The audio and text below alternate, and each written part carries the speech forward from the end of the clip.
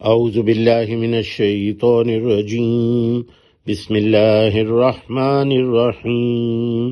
گزشتہ سبق میں ہم نے پڑھا کہ جب حضرت ابراہیم علیہ السلام کے پاس اللہ تعالیٰ نے فرشتے بھیجے اور وہ جلدی سے ان کے لیے ایک بچھڑا بھون کے لے آئے، تو پھر انہوں نے جب دیکھا کہ وہ ان کے ہاتھ اس کو نہیں پہنچ رہے، یعنی بچھڑے کو وہ نہیں کھا رہے، ان کے ہاتھ اس تک نہیں جا رہے، تو انہیں ان پر اعتماد نہ ہوا، انہیں یہ عجیب لگا، انہوں نے ان کا اس طرح اجتناب کرنا، نہ کھانا، کیونکہ وہ فرشتے تھے۔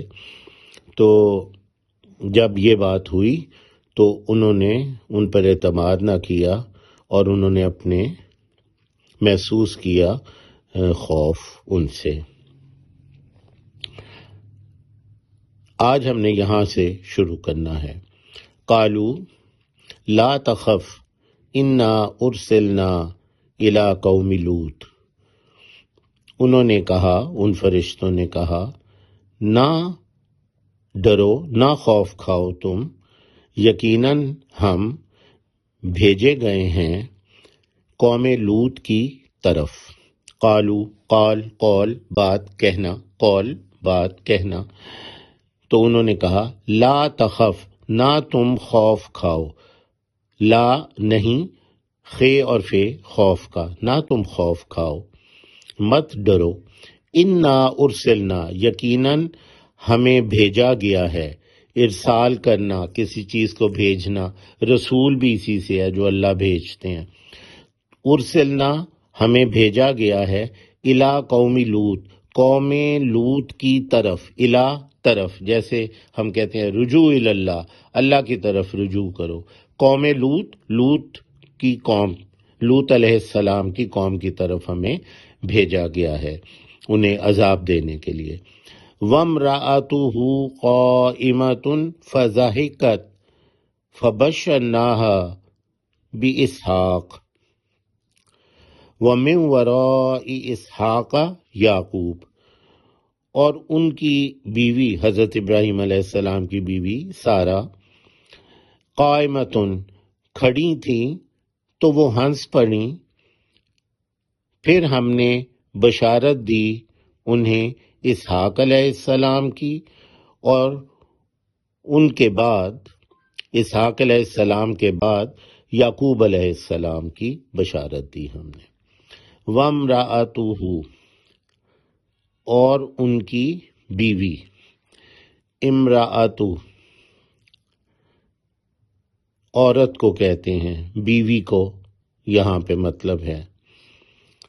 مروت غیرت کو کہتے ہیں، غیرت، مروت۔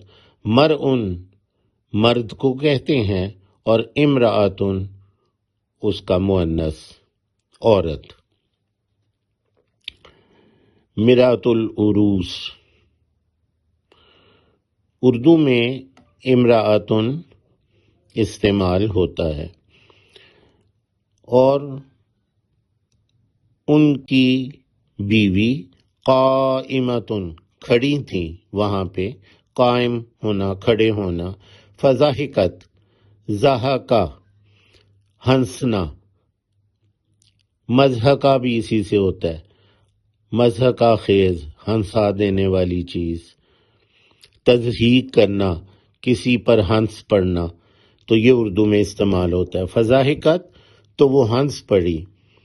فبشرناہا باسحاق، تو ہم نے بشارت دی انہیں اسحاق علیہ السلام کی ولادت کی۔ ومن ورائہ اسحاق، اور اسحاق علیہ السلام کے بعد یعقوب، یعقوب علیہ السلام کی۔ تو ضاحکت، پس وہ ہنس پڑی، فبشرناہا، پس ہم نے بشارت دی اسے، بشر بشارت دینا، خوشخبری دینا۔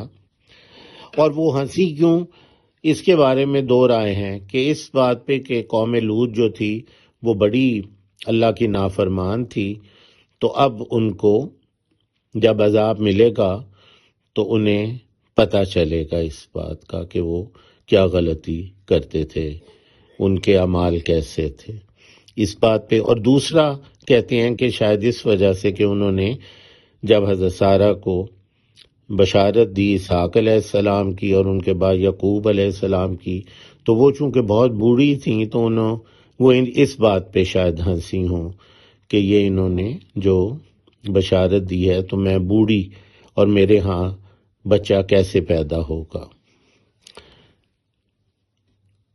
فبشرناہا باسحاق، تو بشارت دی ہم نے اسے اسحاق علیہ السلام کی، ومن ورائہ، اور اس کے بعد، ورا اردو میں ہم کہتے ہیں ماورائے عدالت، ورا کہتے ہیں پیچھے، پشت کو، یعنی آنکھوں سے اوجھل کوئی، ماورائے عدالت، عدالت کے باہر، ماورائے عدالت قتل ہونا یا اس طرح کی، یعنی اس کی پشت پر، اس کے باہر یا اس کے بعد، ومن ورائہ، اور اس کے بعد اسحاق علیہ السلام کی، اسحاق علیہ السلام کے بعد یعقوب علیہ السلام کی، ومن وراء اسحاق، اور اسحاق علیہ السلام کے بعد یعنی اس کے بعد جو آگے ان کی اولاد تھی وہ کیا تھا، یعقوب علیہ السلام کی۔ سبحانک اللہم و بحمدک